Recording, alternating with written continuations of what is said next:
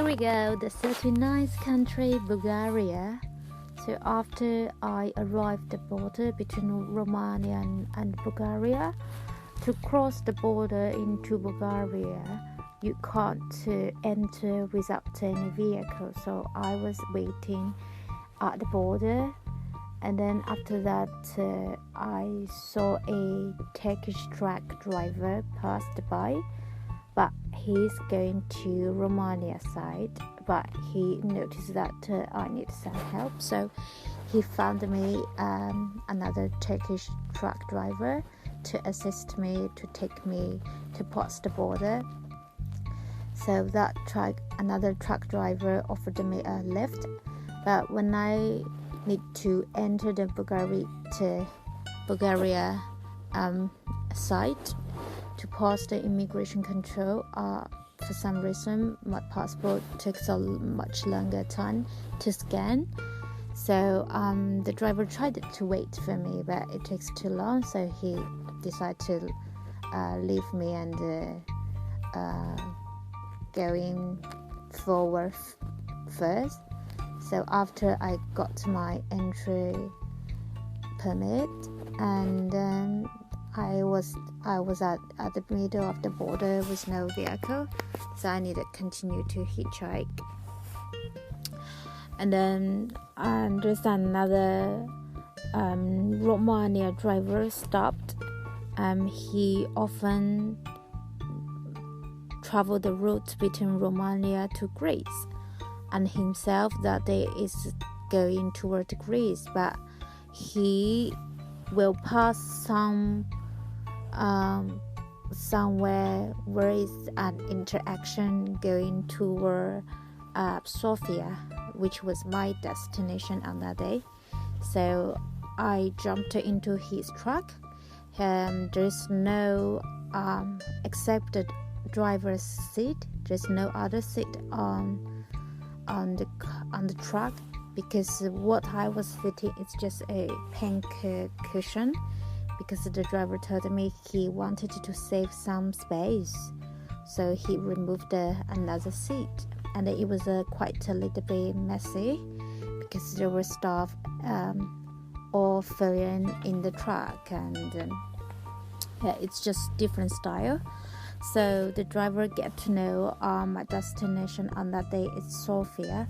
He kept calling his colleagues to check if anybody going to Sofia on that day, but there's nobody. And then when we stopped for food, and he also checked with the restaurant owner to ask around if anybody going to Sofia, but for sure there's nobody as well. It's during the winter, it's snowing and also raining. The truck driver trying to persuade me to follow him to Greece, but that's not my destination. And also I tried to avoid spending overnight with the driver who offered me a lift.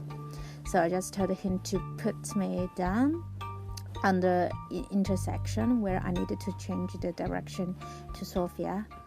It was a little bit challenge, because it seems like in the middle of nowhere, and it's snow, it's mountain, it's raining, but I just choose this decision. And then after that I thank the Romania driver, and then I continue walking, and then I waited so long, and finally there came a truck. So I tried to hitchhike, but didn't stop, so I tried to catch up with the truck. I was running behind the truck, and I guess the truck driver finally saw me, and then he stopped. And this driver is a Bulgarian, and himself is not going to Sofia, but where I hitchhiked, his truck was not on the highway, so he is going to some direction where it can bring me to the highway towards Sofia. That's pretty much good for me. And then I just get on the truck, because inside the truck it's dry and warm, and before I was wet and under the rain and the snow, so it's very different. And the truck driver didn't speak much English, but I try to entertain him a little bit. I send like a Chinese opera song for him and something like that, because in the winter it will getting dark so quick.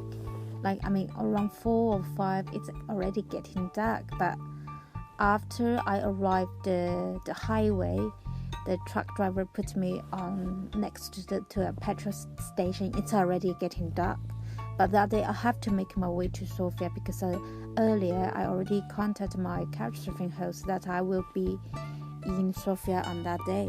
So if I don't make it, I don't know, he must be worried about me. So even it's getting dark, but I have to continue to hitchhike.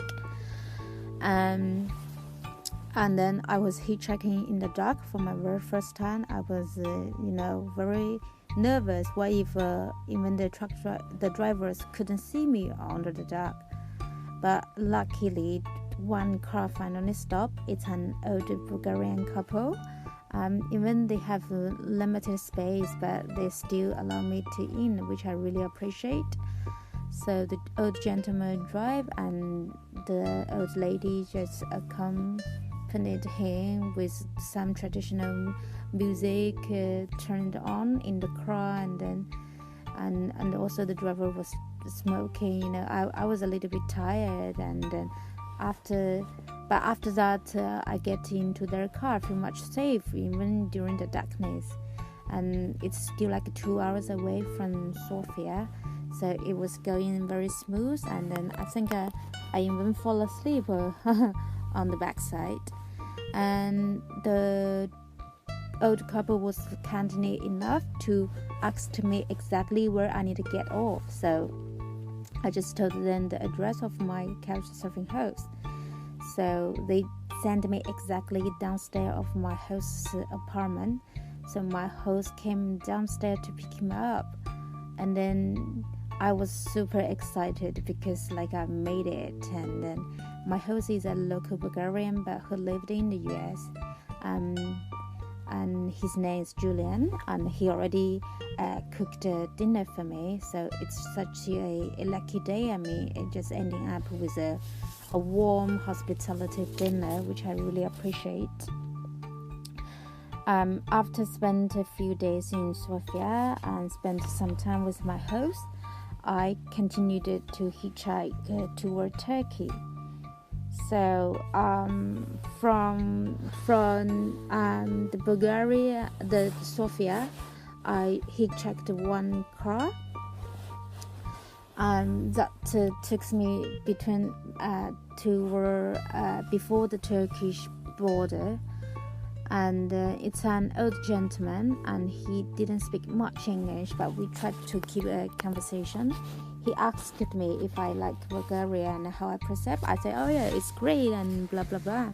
After that he said, oh, China is also very nice, and I am very nice. And after that he touched my face, and I feel just a little bit scared, because nobody ever touched my face when I was during hitchhiking. So I become very guard of myself, and then I even told him directly, we don't do this in a Chinese way. And after that he seems noticed that I don't feel comfortable in this way, and after that he said, oh, he will never do that again. But after that, it's just like dead air, car. And after that, after a while, I try to keep some seldom random conversation, but still I was keeping alert about the road sign and seeing if I'm on the right direction. So but he just dropped me on the road, and after that I asked him which way is toward Turkey border.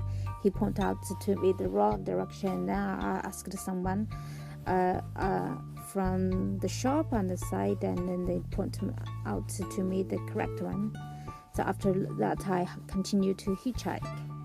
After that there's another truck driver stopped. He's a Turkish, and he didn't speak much English, but I just asked him to Turkey, and then he said no problem. So I jumped into his truck.